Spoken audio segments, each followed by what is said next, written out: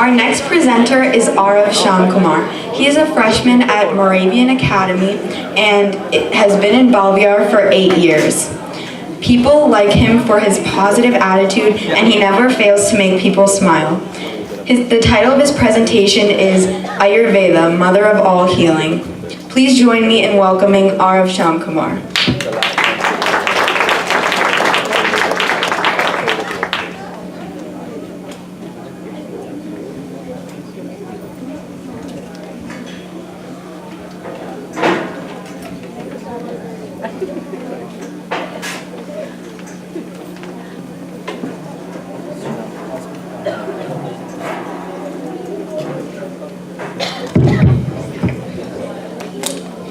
Namaste everyone. My name is Aarav Kumar, and today I would like to start my presentation by saying that all of us come from the earth and we eventually go back. And for the cure of all human ailments lies within Mother Earth, which is Ayurveda. So what is Ayurveda? The word Ayu means life and Veda means knowledge of. Together you get the science of longevity. Ayurveda is one of the world's holistic healing system. Generally, people think swallowing a syrup or a pill will cure the health issues. But health and wellness depends on a delicate balance between mind, body, and spirit, and that is what Ayurveda promotes through diet, herbal treatment, and yogic breathing. So some background information on Ayurveda. Ayurveda has been recorded in all the 4 Vedas, mainly the Atharva Veda. It is said that the twin gods Ashwini Kumars presented Ayurveda to Indra, who had 3 physicians as his disciple, namely Acharya Bharadwaj, Acharya Kashyapa, Acharya Devodas, Dhanvantari. Bharadwaj's student Agnivesha developed the fundamental Ayurvedic test of internal medicine. Later Charaka came. Charaka is an Ayurvedic physician during 300 BC. He made an easy to understand compilation of Agnivesha's work, then renamed it as Charaka Samhita. From then, he is known as father of Ayurveda. So these are some of the 8 branches of Ayurveda. There are Kala Chikitsa, Bala Chikitsa, Bhuta Vidya, Shailakya Tantra, Shaila Tantra, Vishiguru Vairo Tantra, Jara Chikitsa or Rasayana, and Vajikarana. So how does Ayurveda work? Our universe is made up of 5 elements. They are air, water, fire, earth, and space. These 5 elements combine in different ways to produce 3 energetic forces, or doshas. They are Vata, Pitta, and Kapha. Just as everyone has like a unique fingerprint, so they also have a unique pattern of energy. It is a unique pattern of energy. It is a combination of physical, mental, and emotional characteristics, which remains the same throughout one's life. Many internal and external factors disturbs this balance, which causes all sorts of ailments. So as I mentioned in the previous slide about all the elements, the first dosha, Vata, is composed of space and air. It is the subtle energy of body movements, so it governs all breathing, blinking, heartbeat, and any involuntary movements. And if Vata is in balance, that means it will promote all flexibility, but if Vata is out of balance, then it creates fear and anxiety. So these are some characteristics. If you have a Vata, these are the physical characteristics, these are the emotional characteristics, and if Vata is out of balance for you, then these are some things you can try to do which will try to make Vata in balance. The second dosha, which is Pitta, is composed of fire and water. It is the digestive fire, otherwise known as Agni, which helps in digestion, absorption, and assimilation to create healthy tissues.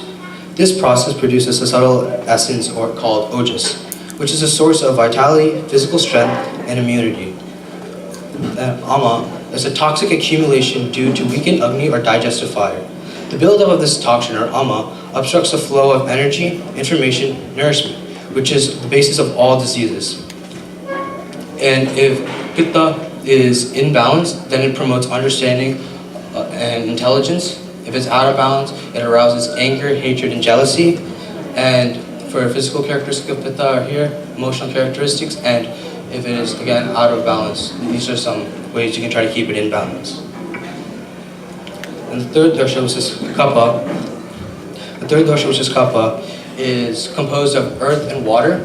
This basically governs all forms of body structure, like bones, muscles, tendons, ligaments, and like it even provides the glue for all the cells.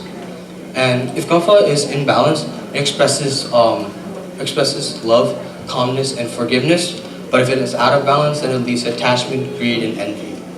And again, here are the physical characteristics, emotional characteristics, and how to keep it in balance if it's out of balance. So there are many plants that are used in Ayurvedic medicine. So I'm going to name a few examples. The first one is Catharanthus rosea, also known as Vinca rosea. Some of the things it treats are diabetes, high blood pressure, and cancer. And so some of the science behind it is that there are 70 different alkaloids in this plant. The main two alkaloids are vincristine and vinblastin. These two alkaloids are used to treat cancer. Basically, these alkaloids bind to the tubulin dimers and inhibits microtubule structures of these cells and thereby stopping the cells from dividing. These are some pharmacological potential of the Vinca rosea plant. The Phyllanthus emblica, or the Indian gooseberry, is another popular plant that has been used in Ayurveda. Some of the things it treats are like liver health, anti-cancer properties, and reduces cholesterol. And here are some of the phytochemicals that are inside this plant. So before one has to start the actual Ayurvedic treatment, they have to go to a process called panchakarma. Panchakarma is basically cleansing the entire body from all the toxins. And there are 5 main methods to it. There are Vamana, Virechan, Basti, Nasya, and Rakta Moksha. So in conclusion, medicinal plants are the main source of various pharmaceutical products. Instead of using the chemical drugs, which causes side effects, the ancient medicine could be explored for lesser side effects and also at a cheaper cost. The effect of most of the traditional drugs that are used in the treatment of diseases are being proven further by research. Every medicinal plant has a particular active component, which is present and can be extracted through various methods and later commercialized as a drug. And these are some of my references. And first, I'd like to conclude my presentation by thanking everyone who has guided me through my Bhavihar journey. I remember fresh from my first year of Bhavihar. I'd like to thank Pratibhanti for inculcating the thought that Ramayana and Mahabharata is not just a mythology but our history. I will never forget that. And thank you for putting so much efforts to make the whole Bhavihar program very meaningful. I also like to thank Somanko for making religion class very interesting. I sincerely thank you for the dedication in partaking values of our Sanatana Dharma. I also like to thank Vikasamko for teaching me important values of life during the religion classes. And I also like to thank Purviyanti for helping us with various activities in Bhavihar.